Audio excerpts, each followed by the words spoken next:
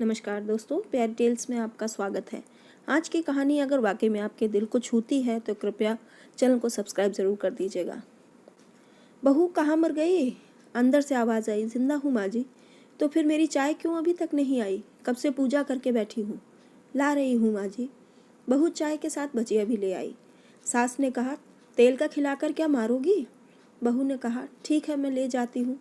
सास बोली, रहने दे, अब बना दिया है तो खा लेती हूँ। सास ने भजिया उठाई और कहा, कितनी गंदी भजिया बनाई है तुमने। बहू ने कहा, माँ जी मुझे कपड़े धोने हैं, मैं जाती हूँ। बहू दरवाजे के पास छिपकर खड़ी हो गई। सास भजिया पर टूट पड़ी और पूरी भजिया ख़त्म कर दी। बहू मुस्कुराई और अपने काम पर लग गई। दोपहर के खाने का समय हुआ। सास ने फिर आवाज़ लगाई, कुछ खाने को मिलेगा? बहू ने आवाज़ नहीं दी। सास फिर चिल्लाई, भूखा मारोगी क्या? बहू आई और सामने खिचड़ी रख दी। सास गुस्से से बोली, ये क्या है? मुझे ये नहीं खाना, इसे ले जाओ। बहू ने कहा, आपको डॉक्टर ने दिन में खिचड़ी खाने को कहा है, खाना तो पड़ेगा ही। सास मुंह बनाते हुए, हाँ तू मेरी माँ बन जा। बहू फिर मुस्कुराई और चली गई। आज इनके घर पूजा थी। बहू सुबह 4 बजे से उठ गई।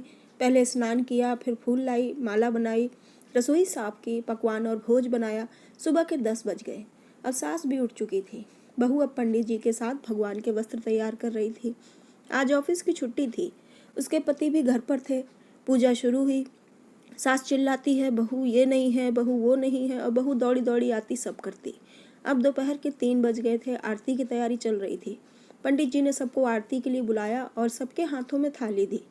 जैसे ही बहू ने थाली पकड़ी, थाली हाथों से गिर पड़ी। शायद भोज बनाते हुए बहू के हाथों में तेल लगा था, जिसे वो पूछना भूल गई थी। सारे लोग तरह तरह की बातें करने लगे।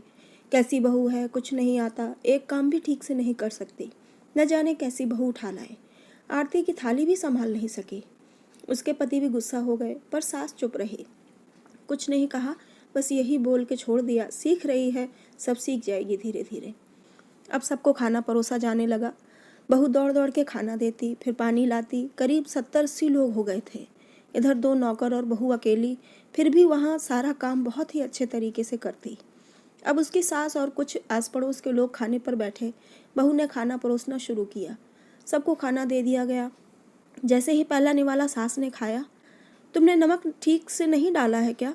एक काम ठीक से नहीं करती, पता नहीं मेरे बाद कैसे ये घर संभालेगी। आस पड़ोस वाले तो बस बहाना ढूंढते हैं नुक्स निकालने का। फिर वो सब शुरू हो गए, ऐसा खाना है, ऐसी बहू है, ये वो वगैरह वगैरह। दिन का खाना हो चुका था। अब बहू बर्तन साफ करने नौकरों के साथ लग गई। रात में जगराता का कार्यक्रम रखा गया था। बहू भी गीत गाने के लिए स्टेज पर चढ़ी तो सास जोर से चिल्लाई, मेरी नाक मत कटा देना, गाना नहीं आता तो मत गा, वापस आ जा। बहू मुस्कुराई और गाने लगी। सबने उसके गाने की तारीफ की, पर सास मुंह फुलाते हुए बोली, इससे अच्छा तो मैं गाती थी जवानी में, तुझे तो कुछ भी नहीं आता।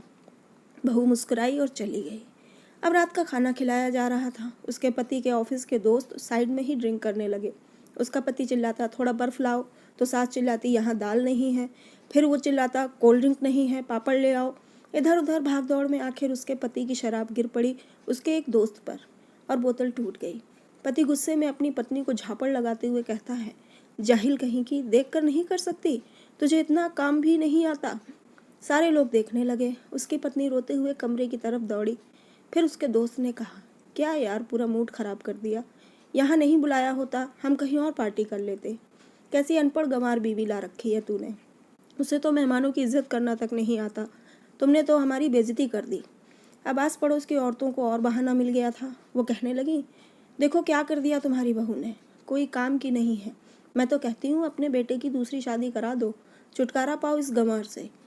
सास उठी और अपने बेटे के पास जाकर उसे थप्पड़ मारा और कहा, अरे नालायक, तुमने मेरी बहू को मारा, तेरी हिम्मत कैसे हुई, तेरी टांगें तोड़ दूंगी। उसके बेटे के दोस्त कुछ कहने ही वाले थे कि उसकी माँ ने घूरते हुए कहा, चुप, बिल्कुल चुप, यहाँ दारू पीने आए हो, जबकि पता है आज पूजा है और तुम्हें पार्टी करनी है।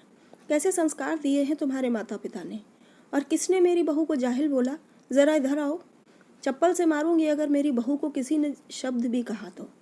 अरे पापी, तूने उस लड़की को बस इसलिए मारा कि तेरी शराब की बोतल टूट गई। पापी, वो बच्ची सुबह 4 बजे से उठी है, घर का सारा काम कर रही है, न सुबह से नाश्ता किया, न दिन का खाना खाया। फिर भी हंसते हुए, सबकी बातें सुनते हुए, ताने सुनते हुए घर के काम में लगी रही। तेरे यार दोस्त को वो अच्छी नहीं लगी। घर से बाहर करूँगी तेरे दोस्तों को जो कभी उन्होंने ऐसा कहा। उसके दोस्त चुपके से खिसक लिए। अब सास बहू के कमरे में गई और बहू का हाथ पकड़कर बाहर लाई। सबके सामने कहने लगी, किसने कहा था अपनी बहू को घर से निकाल के दूसरी बहू ले आना? ज़रा सामने आओ। कोई सामने नहीं आया। फिर सास ने कहा, तुम जानते भी क्या हो इस लड़की के बारे में? ये मेरी माँ भी है, बेटी भी। माँ इसलिए मुझे गलत काम करने पर डांटती है और बेटी इसलिए मेरे दिल की भावनाएं समझ जाती है। मेरी दिन रात सेवा करती है, मेरे 1000 ताने सुनती है, पर एक शब्द भी कभी गलत नहीं कहती, न सामने न पीठ पीछे। और तुम कहते हो दूसरी बहू ले आऊं? याद है ना सोने की दादी, अपनी बहू की करतूत? सास ने गुस्से से पड़ोस की महिला को कहा, अभी पिछले हफ्ते ही तुम्हें मियाँ बीवी भूखे छोड़ घूमने चले गए थे। मेरी इसी बहू ने 7 दिनों तक तुम्हारे घर पर खाना पानी, यहाँ तक कि तुम्हारे पैर दबाने जाती थी, और तुम इसे जाहिल बोलती हो? जाहिल तो तुम सब हो जो कोयले और हीरे में फ़र्क नहीं जानते। अगर आइंदा मेरी बहू के बारे में किसी ने एक लफ्ज़ भी बोला तो मुझसे बुरा कोई नहीं होगा, क्योंकि ये मेरी बहू नहीं, मेरी बेटी है। बहू सिसकियाँ लेते हुए फिर कमरे में चली गई। सास ने एक प्लेट उठाकर उसमें खाना परोसा और बहू के कमरे में ले गई। सास को खाना लाते देखा तो बहू ने कहा, अरे माँ जी, आप क्या कर रही हैं? मैं खुद ले लेती।